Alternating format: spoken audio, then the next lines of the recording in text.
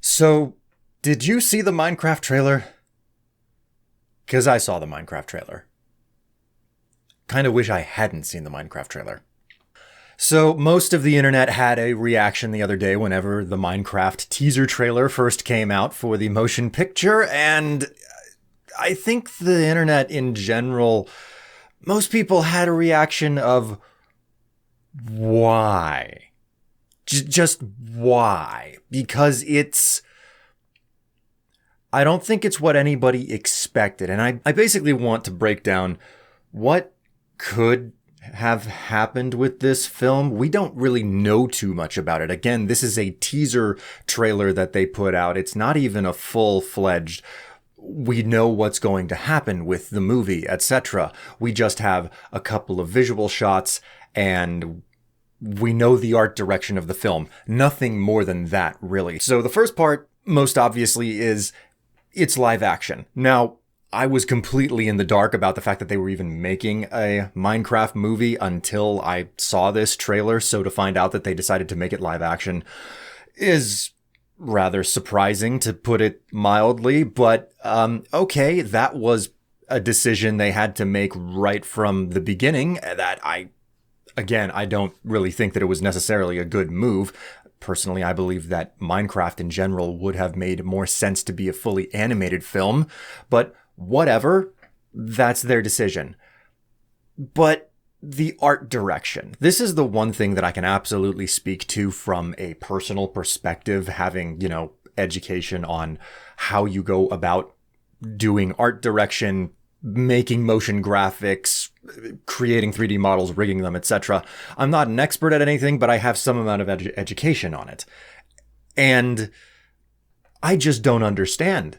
I just don't understand why on earth a game franchise where all of the official art has this very plastic look to it.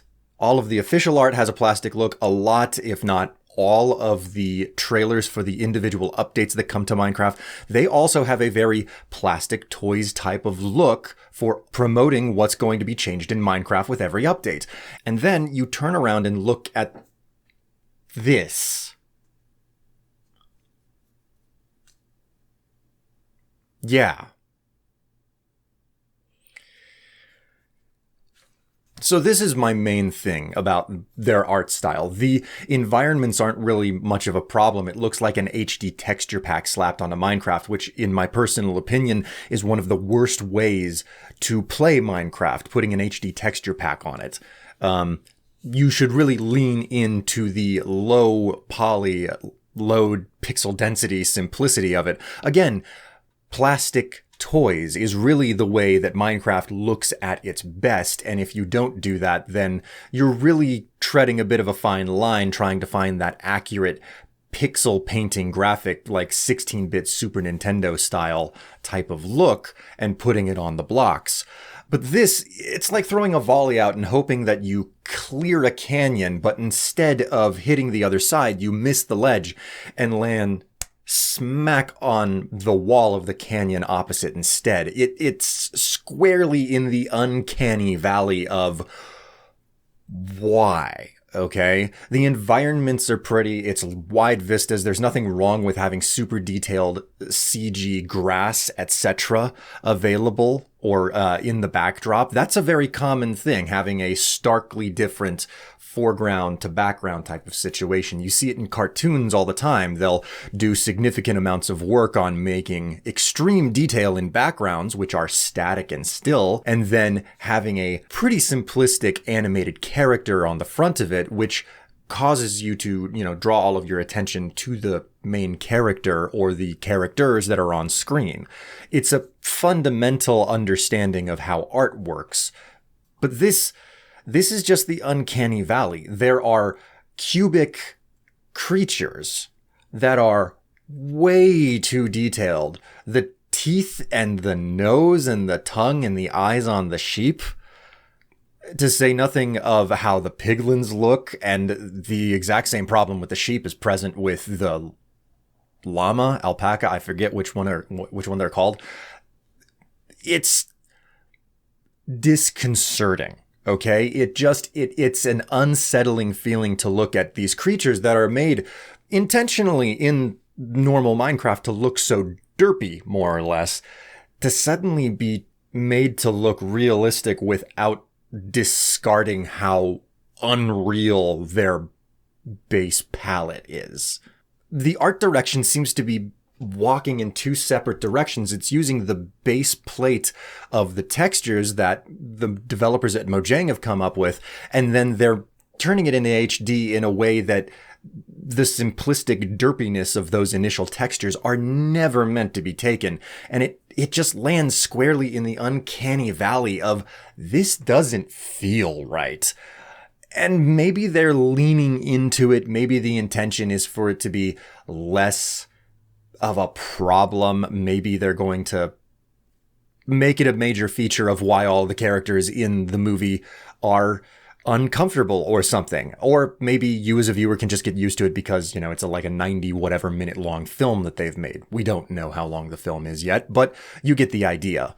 Really, more or less, what I see with this trailer is the Sonic live action film. Okay. And I'm not talking about the Sonic live action films that we've gotten. I'm talking about the original one.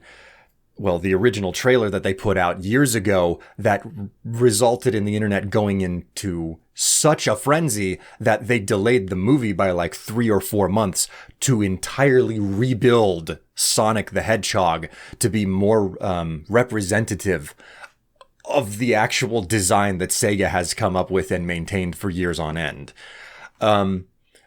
Sonic's success is the result of very carefully chosen character design. Like, you can say a lot of things about the Sonic franchise, many things not so great because of how shallow or not impressive many of the games have turned out by many different reviewers and people across the board. But one thing that's utterly certain is that there's compelling character design, and with that film, the major mistake was trying to leave behind that iconic character design.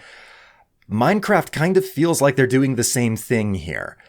There's very clean cut and direct character and mob design in Minecraft, and to try and go in a different direction from it is not exactly the best of choices. That being said, I don't know that there's a way to make the visuals of Minecraft work whenever you put real people into that world. I think that that's their first major sin or mistake that they ever made. Honestly, whenever I look at Minecraft fundamentally, I think to myself, why would you ever want to put live action people into this type of a universe? It doesn't make any sense to me. In fact, Minecraft, not just as a game, but as a medium for telling story and as entertainment, has been more defined by creators on YouTube than it has ever been defined by Mojang. And movies, being a passive form of entertainment, really probably should have paid more attention to what was going on in the YouTube sphere in regards to what the most successful Minecraft YouTubers did and what got the most traction. There are entire studios set up, the best one that I know off the top of my head, Element Animation, who have built up around just making three-dimensional animations with Minecraft characters in the Minecraft universe, not necessarily even trying to tell a serious story, but being entertaining with it.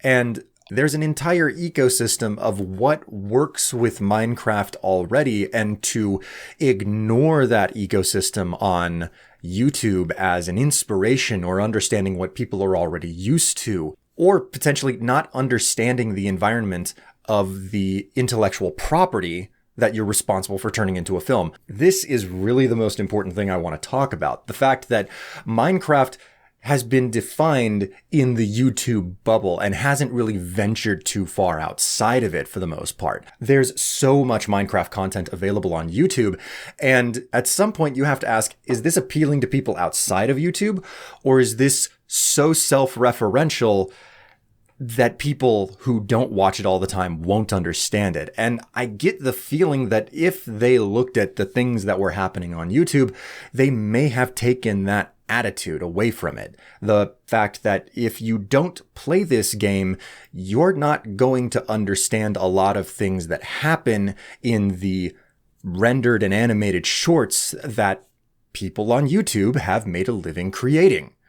So I look at the teaser trailer and the film and I ask myself, how exactly does this come about? Well, there are probably 3 different ways that this has ended up coming to fruition the way that it has. The first possible option is that the film is being made by people that don't really have any understanding about Minecraft fundamentally, and they just know that it's the most successful game on the planet. So how can they screw up? Just make a stupid kids movie. Don't worry about it. I think that's the attitude that a lot of the internet has right now, that it's a studio that's divorced from the game and its community and has no understanding about what exactly they're working with. The second option that I can imagine is whoever the creative lead is thinks that they know better. That's an option. I don't necessarily think that it's probably the case, but it wouldn't be the first time for someone to come in who has no real fundamental understanding about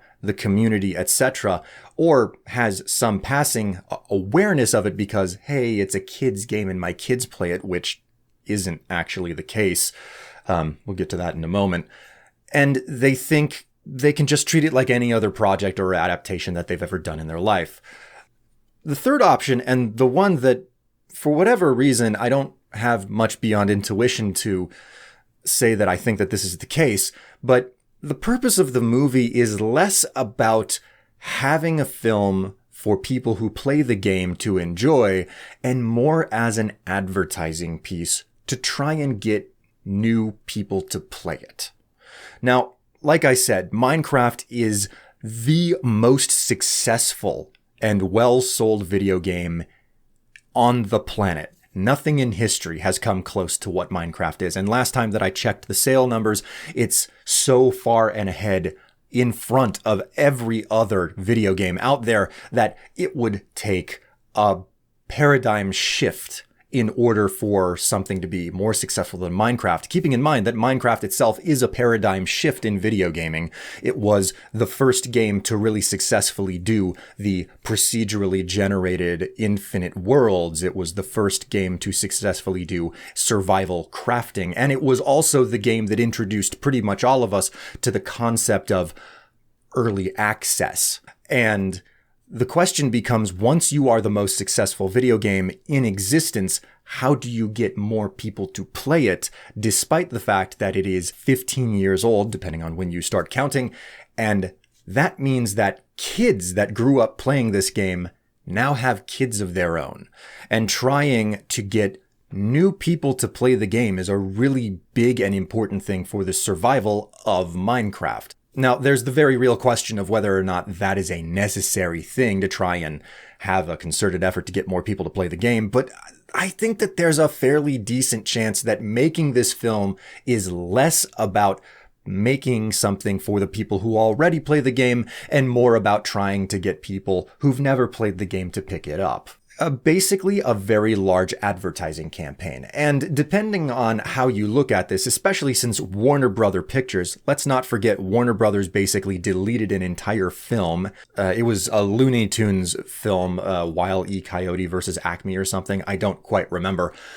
They deleted an entire film just to have a big tax write-off. So Warner Brothers is not seemingly a studio that is interested in making films for the sake of making good films. They seem to be interested in making films just to make money. And the rights to make a movie based on the biggest, most successful video game in history seems like a no-brainer cash cow. It doesn't really matter what you do.